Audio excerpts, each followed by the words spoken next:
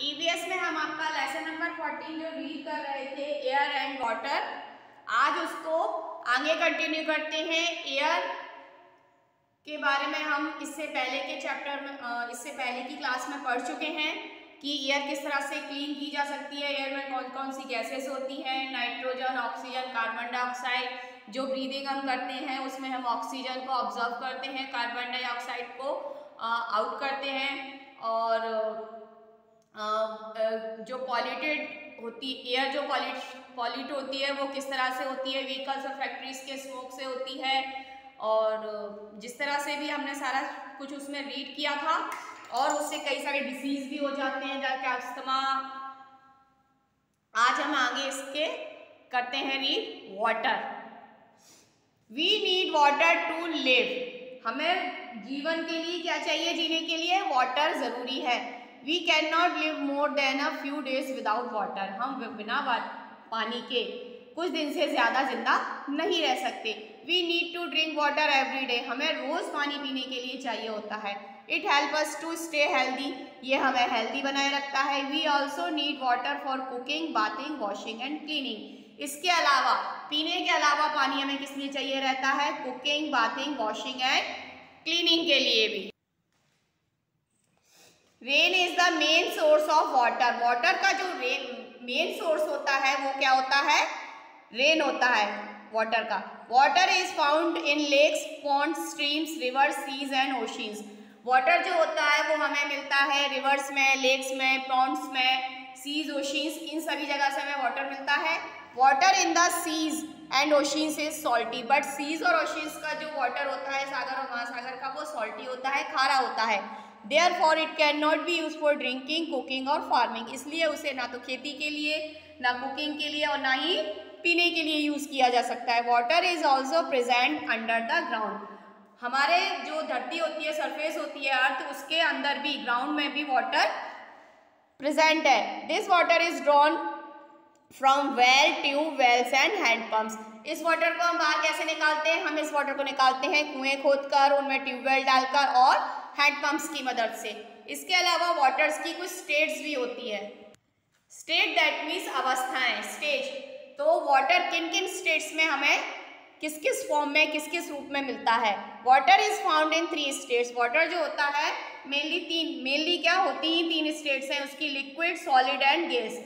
Liquid, solid और gas state में हमें फाउंड होता है। As a solid it is found as ice. Water को जब हम फ्रोजन कर देते हैं, जमा देते हैं, तो वो आइस बन जाता है, ये उसका सॉलिड फॉर्म होता है। As a liquid it is found as water. Liquid form में वाटर मेल्ट हो जाता है।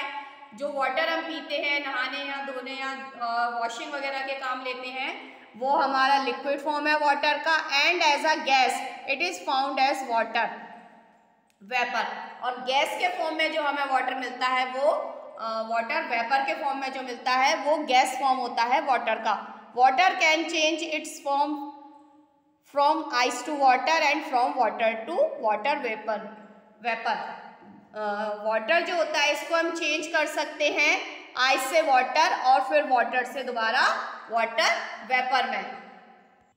किस तरह से चेंज कर सकते हैं, open your refrigerator and take out the ice tray. अपना रेफ्रिजरेटर ओपन कीजिए और उसमें से एक आइस ट्रे निकालिए। You will find cubes of ice in the tray. आपको ट्रे में कुछ आइस क्यूब्स दिखेंगी। आइस इज फ्रोजन वाटर, ये एक फ्रोजन वाटर है।